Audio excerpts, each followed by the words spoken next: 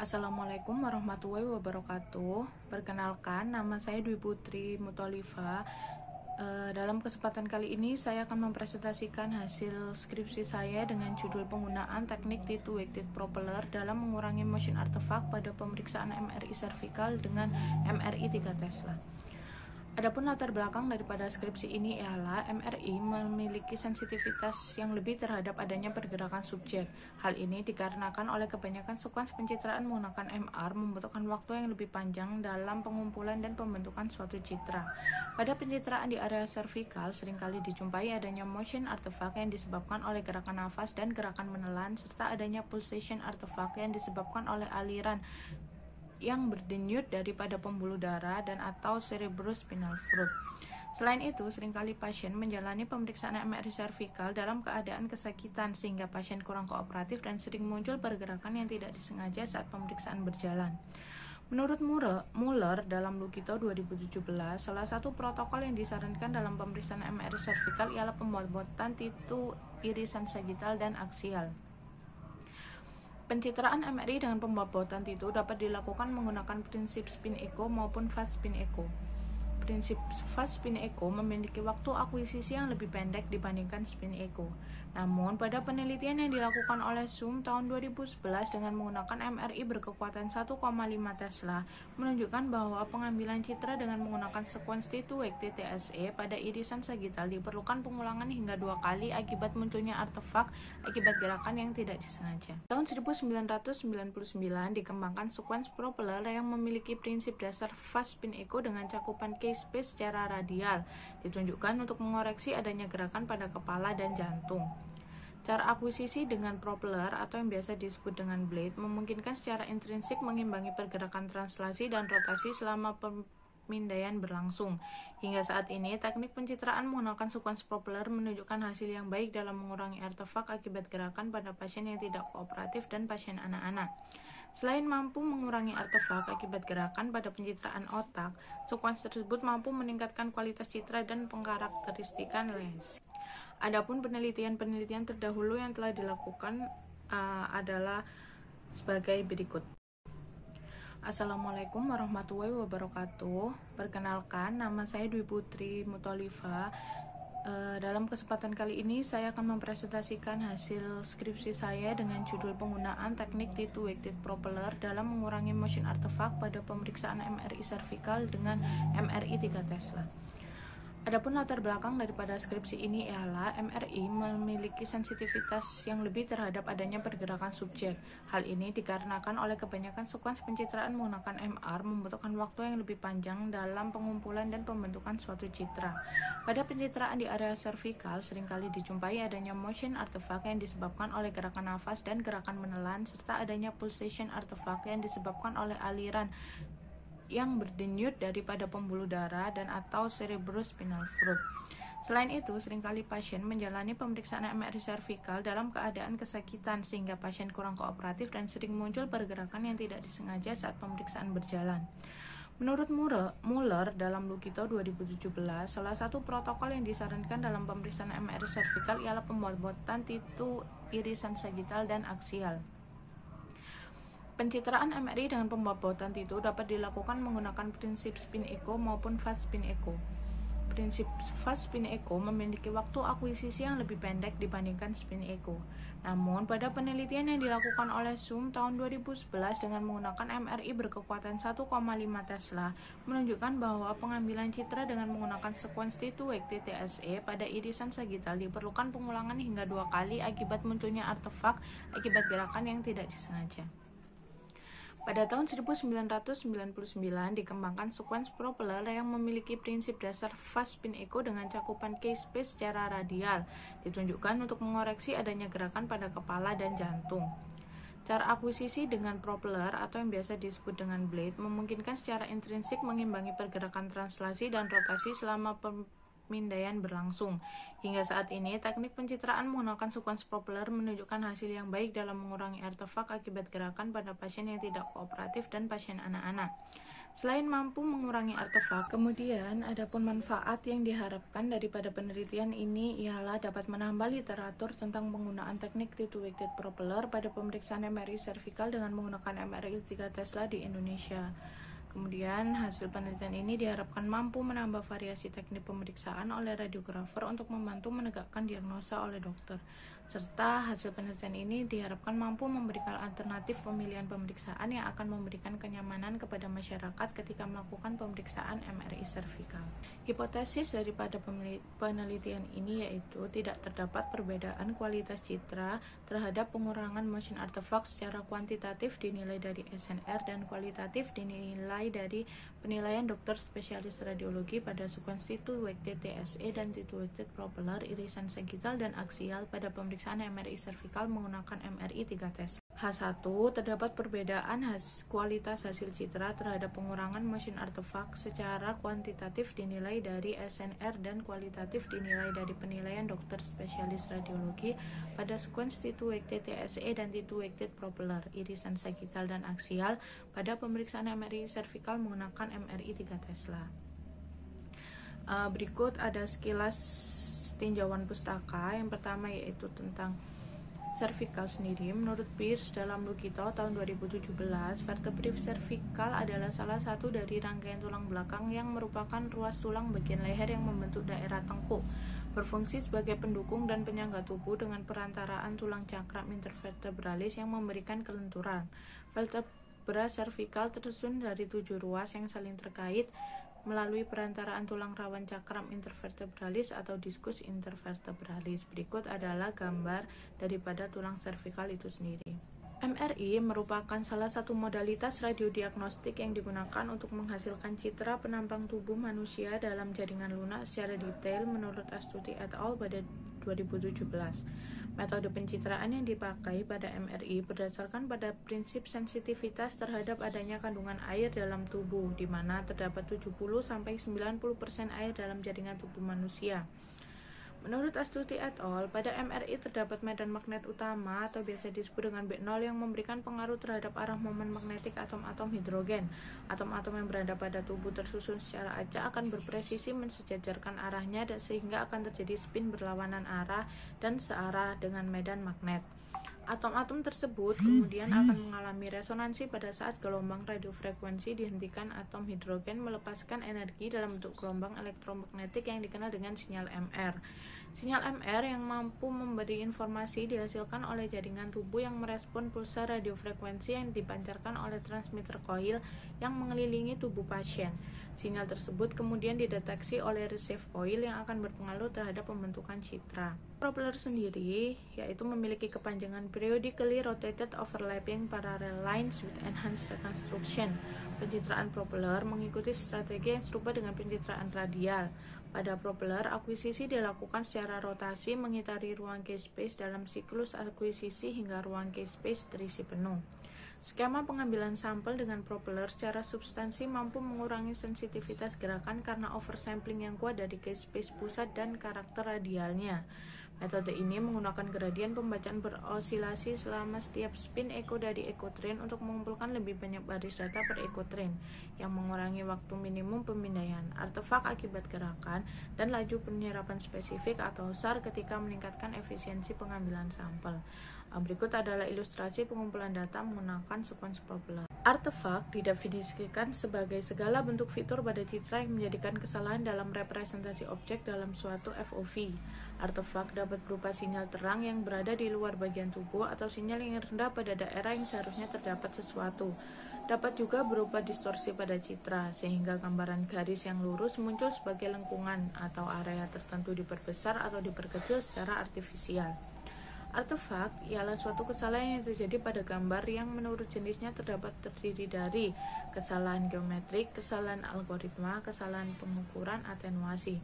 Sedangkan menurut penyebabnya terdiri dari artefak yang disebabkan oleh pergerakan pH, artefak yang terjadi karena perubahan kimia dan pengaruh medan magnet, artefak yang terjadi karena letak gambaran tidak pada tempat yang seharusnya, artefak yang terjadi akibat dari data pada gambaran yang tidak lengkap, artefak sistem penampilan yang terjadi misalnya karena perubahan bentuk gambar akibat faktor kesalahan permasalahan geometri kebocoran dari tabir radiofrekuensi. Berikutnya yaitu metodologi penelitian. Jenis penelitian yang saya lakukan termasuk pada penelitian dengan metode prospektif, yaitu jenis penelitian yang diterapkan pada penelitian ini adalah semi kuantitatif eksperimental.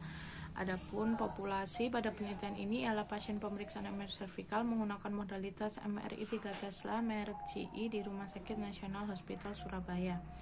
Kemudian sampel yang digunakan pada penelitian ini ialah hasil citra pemeriksaan MRI servikal dengan sekuens T2-weighted TSE dan propeller T2-weighted irisan sagital dengan modalitas MRI 3 Tesla merek GE. Teknik pengambilan sampel dilakukan dengan cara random sampling dikarenakan seluruh populasi dianggap sama tanpa dibedakan usia dan jenis kelamin. Penentuan jumlah sampel pada penelitian ini menggunakan rumus Federer dan dihasilkan nilai N sebesar 16. Adapun kriteria pada penelitian ini terbagi menjadi dua, yaitu kriteria inklusi dan kriteria eksklusi. Kriteria inklusi yaitu sukarelawan sehat tanpa ada keluhan tertentu di area leher dengan rentang usia 18 sampai 60 tahun. Sedangkan untuk kriteria eksklusi yaitu sukarelawan yang memakai logam di daerah kepala, yaitu seperti kawat gigi, gigi implan atau cochlea implan, serta sukarelawan dengan alat pacu jantung atau pacemaker. Variabel-variabel yang digunakan pada penelitian ini yaitu untuk variabel bebas yang digunakan dalam penelitian ini adalah sekuens T2-weighted TSE dan T2-weighted propeller. Adapun variabel terikat ialah hasil penilaian kualitas hasil citra oleh kedua dokter spesialis radiologi dengan menggunakan kuesioner pada pemeriksaan MRI servikal dengan sekuens T2-weighted TSE dan T2-weighted propeller. Sedangkan variabel kontrol yaitu dalam penelitian ini variabel kontrol ialah parameter yang digunakan selama proses pengambilan data dan dikendalikan oleh peneliti, serta variabel yang digunakan ialah slice thickness, next, bandwidth, dan FOV. Definisi operasional yang saya jelaskan pada penelitian ini yaitu untuk sekuens T2-weighted TSE, sekuens propeller T2-weighted, SNR, time repetition, time echo, scan time, FOV, slice thickness, dan number of signal average. Instrumen yang digunakan pada penelitian ini yaitu pesawat MRI, untuk mereknya sendiri yaitu General Electric dengan tipe MRI Discovery MR730W widebore. Kemudian medan magnet yang digunakan adalah 3 Tesla, koil kepala leher, DVD sebagai media penyimpanan data, lembar pengambilan data, lembar kuesioner, operator konsol, aplikasi Radian Dicom, software SPSS, alat tulis, dan perlengkapan pendukung lainnya. Prosedur penelitian ini yaitu dimulai dengan pemeriksaan MRI servikal yang kemudian terbagi menjadi sekuens T2-TSE sagital dengan perlakuan diam dan menelan, kemudian sekuens T2-TSE aksial, diam dan menelan, sekuens T2-weighted propeller sagital, diam dan menelan, sekuens T2 propeller aksial, diam dan menelan, yang kemudian dari keseluruhan hasil citra akan dilakukan penilaian kuantitatif dengan menggunakan pengukuran nilai SNR dan penilaian kualitatif seperti menggunakan pengisian kuesioner oleh dokter spesialis radiologi yang kemudian akan dilakukan analisa hasil. Prosedur pengumpulan data yaitu secara kuantitatif sendiri, prosedur pengukuran nilai SNR dilakukan dengan melakukan scanning yang kemudian melakukan pengukuran sinyal background noise dengan memberikan titik ROI pada 4 sisi di luar objek. Kemudian melakukan perhitungan pada jaringan yang hendak dievaluasi, yaitu di sini yang kita evaluasi adalah spinal cord, fat tissue, cerebrospinal cord, vertebral disc, dan vertebral body. Kemudian dilakukan perhitungan SNR dengan cara membagi mean dengan standar deviasi. Kemudian setelah nilai SNR didapatkan, dilakukan uji normalitas Saviro-Wilk. Apabila data terdistribusi normal, dilakukan uji Pearty test, dan jika data tidak terdistribusi normal akan dilakukan Wilcoxon Sign Rank Test. Untuk pengukuran secara kualitatif yaitu dilakukan pengisian kuesioner oleh radiologis yang terbagi menjadi kualitas citra dan kemunculan artefak. Adapun kualitas citra yang dinilai ialah kualitas citra secara keseluruhan, kecerahan cerebrospinal fluid, nerve root pada neural foramen, serta discovertebral junction, kontras antara discus vertebralis dan CSF, kontras antara discus vertebralis dan spinal cord, serta kontras antara spinal cord dan CSF. dengan skor 0 tidak dapat tervisualisasi, 1 rendah, 2 sedang, 3 bagus, dan 4 sangat bagus. Artefak yang dinilai yaitu Motion Artifact, Indentation Artifact, dan Flow Artifact dengan skor 0 maksimum, 1 berat, 2 sedang, 3 sedikit, dan 4 minimum. Kemudian untuk data yang telah terkumpul akan dilakukan uji Coins Kappa, yang selanjutnya akan dilakukan uji Wilcoxon. Berikut adalah hasil penelitian yang didapatkan. Pertama, untuk karakteristik hasil penelitian sendiri, pada penelitian kali ini menggunakan 16 relawan dengan spesifikasi laki-laki 6 orang dan perempuan 10 orang. Sedangkan distribusi berdasarkan usia yaitu 22 tahun 8 orang, 23 tahun 5 orang, 27 tahun 1 orang, 30 tahun 1 orang, dan 47 tahun 1 orang. Selanjutnya ialah hasil penelitian dinilai secara kuantitatif. Berikut adalah hasil distribusi nilai SNR irisan sagital pada bagian tabel atas, sedangkan pada bagian tabel bawah ialah distribusi nilai SNR secara irisan aksial.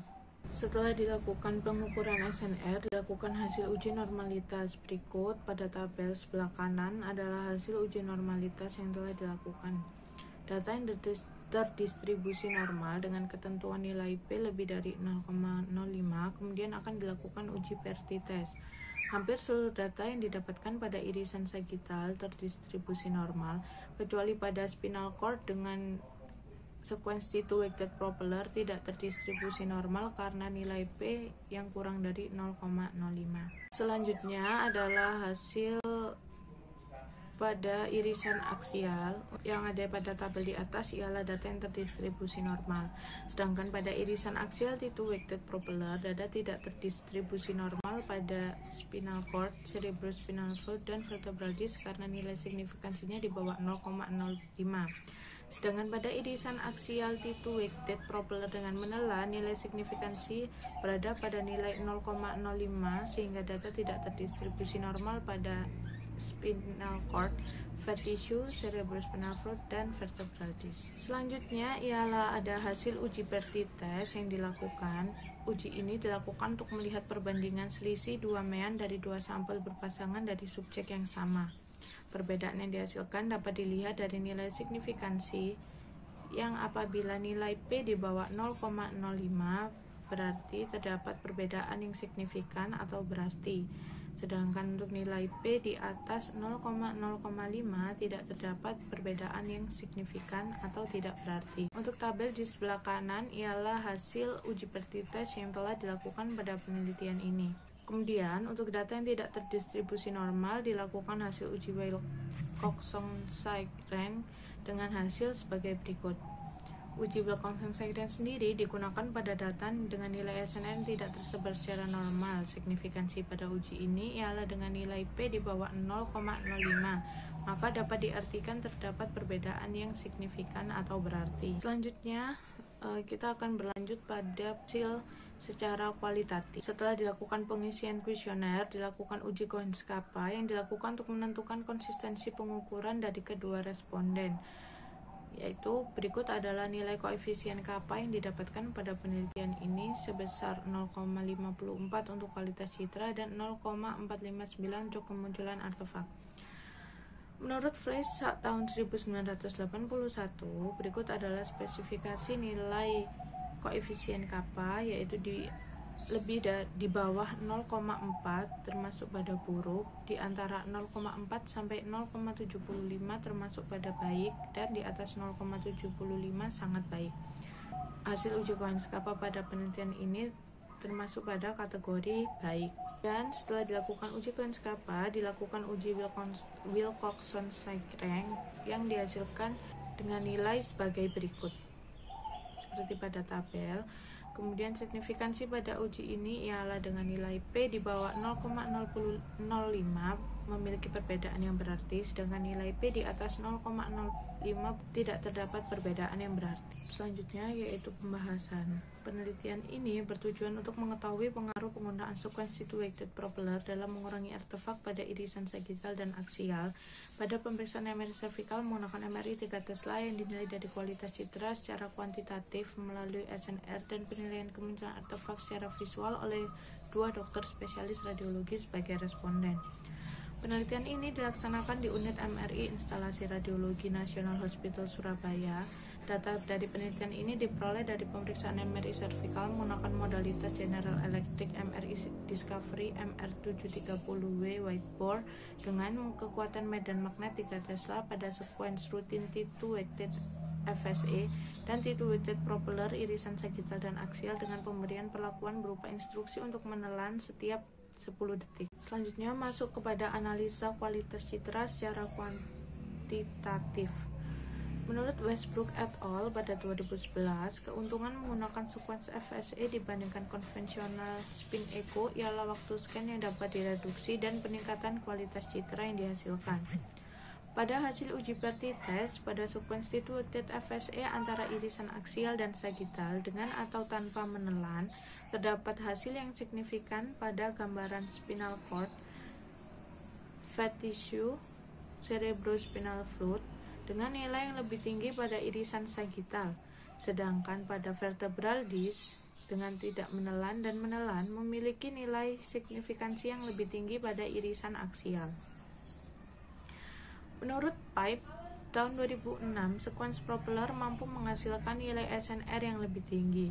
Pada penelitian ini, sequence T2 weighted propeller menghasilkan perbedaan signifikan dengan uji pretest pada gambaran fat tissue antara irisan aksial dan sagittal dengan nilai P sama dengan 0,00 di mana pada irisan aksial menunjukkan nilai yang lebih tinggi. Sedangkan nilai spinal cord dan cerebrospinal fluid menunjukkan beda signifikan pada irisan aksial dan sagittal dengan ataupun tanpa menelan. Pada sequence T2 weighted propeller dengan uji Wilcoxon-Sainren dikarenakan data tidak terdistribusi dengan normal.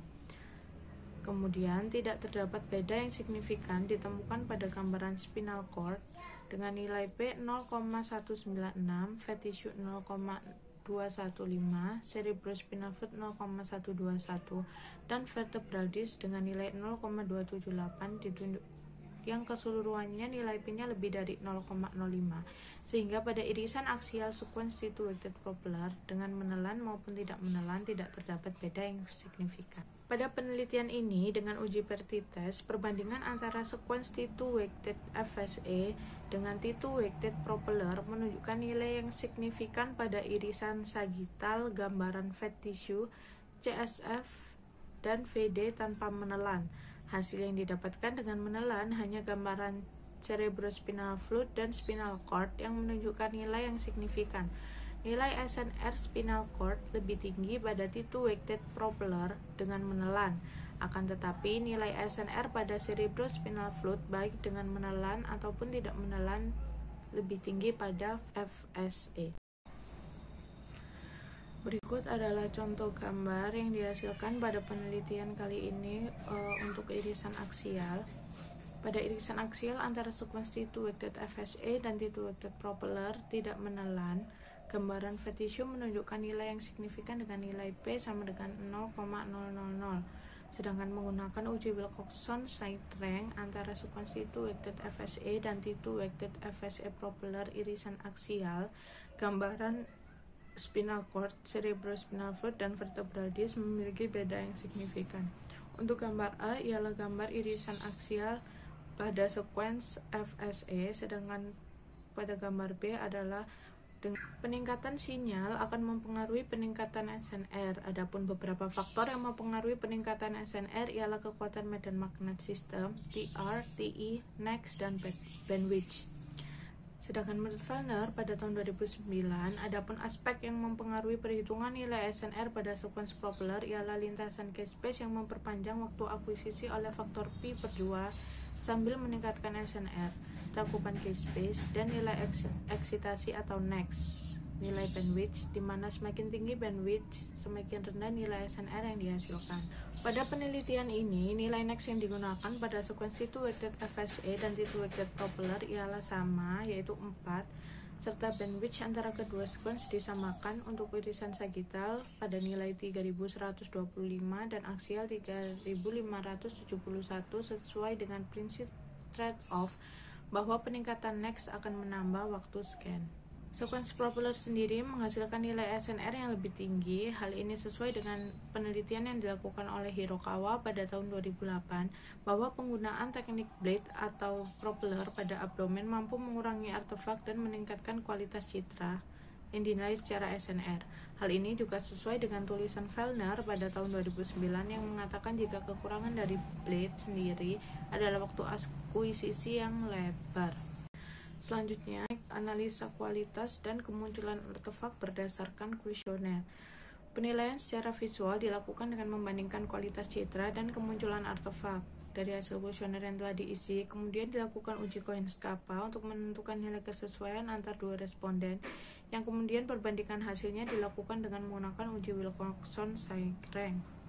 Hasil uji Wilcoxon-Seyrank yang menunjukkan nilai yang signifikan terlihat pada kualitas citra sekuens two-weighted propeller irisan aksial dan sagittal dengan tidak menelan.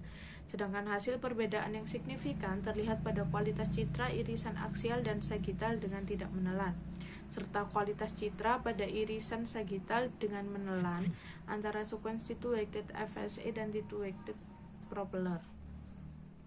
Sedangkan hasil gambar dengan sekuens two-weighted propeller lebih disukai oleh responden secara kualitas citra. Hal ini serupa dengan temuan Fellner bahwa blade lebih unggul secara statistik dibandingkan dengan cara konvensional pada keseluruhan kualitas citra.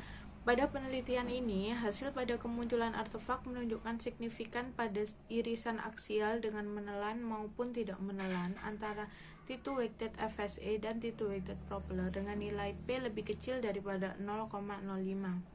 Sedangkan pada irisan sagittal tidak ditunjukkan hasil yang signifikan, sehingga dapat diartikan bahwa pada penelitian ini, sekuens two-weighted propeller belum mampu mengurangi kemunculan artefak pada irisan sagittal baik dengan menelan maupun tidak menelan. Signifikansi pada kemunculan artefak irisan aksial sekuens propeller sesuai dengan temuan Lovedas pada tahun 2013 bahwa pada pemeriksaan MRI kepala irisan aksial, sekuens blade mampu mengurangi motion artefak dan artefak lainnya seperti susceptibility dan gips pada lobus frontal dan pulsative flow artefak pada pasien yang tidak kooperatif. Hasil yang tidak signifikan pada irisan sagittal sekuens two-weighted propeller dapat disebabkan oleh gerakan menelan yang konsisten selama tiap 10 detik yang diinstruksikan selama pengambilan data, yang menyebabkan munculnya indetention artefak sehingga tampak tidak berkurangnya artefak yang muncul pada citra. Menurut penelitian yang dilakukan oleh Fellner pada 2009 menggunakan sekuens blade irisan sagittal dengan menginstruksikan relawan untuk menggerakkan kepala dengan singkat namun dengan amplitude gerakan yang cukup besar. Periode pertama, relawan diinstruksikan mengangguk seperti mengatakan ya, dan periode kedua diinstruksikan untuk menggeleng seperti mengatakan tidak. Gerakan menggeleng yang dilakukan tidak berpengaruh pada kualitas dan kemunculan artefak, sedangkan pada gerakan mengangguk menghasilkan gambaran indetention artefak. Gerakan mengangguk dan menelan merupakan gerakan serupa yang memiliki arah gerakan dari arah superior bagian tubuh menuju arah inferior bagian tubuh. Hal ini memungkinkan terjadinya kemunculan artefak sehingga pada irisan sagittal penelitian ini tidak ditemukan adanya pengurangan artefak pada citra yang dihasilkan. Berikut adalah contoh hasil gambar yang dihasilkan pada penelitian yang saya lakukan. Untuk gambar A adalah gambar irisan aksial dengan menggunakan sekuens two-weighted FSA dengan menelan, sedangkan gambaran B adalah gambaran menggunakan sekuens two-weighted propeller dengan menelan. Untuk gambar C sendiri adalah gambar irisan sagittal sekuens two-weighted FSA, dan gambar D adalah irisan sagittal dengan sekuens two-weighted propeller. Nilai kualitas citra dan kemunculan artefak yang signifikan selaras dengan pernyataan Fellner pada 2009 yang mengatakan bahwa blade lebih unggul dalam optimasi sekuens TSA pada ketajaman citra dan keseluruhan motion artifact pada kelompok pasien yang terdiri dari sebagian besar pasien kooperatif dan beberapa pasien yang memiliki kemampuan terbatas untuk bekerja sama atau tidak kooperatif. Hal ini disebabkan oleh adanya koreksi oleh cakupan case space yang berubah karena pengulangan pengukuran pada central area case space. Pada penelitian ini, saya tidak menggunakan saturation bands dikarenakan untuk menunjukkan hasil yang sebenar-benarnya dari penggunaan sequence propeller dalam mengurangi artefak yang disebabkan oleh gerakan.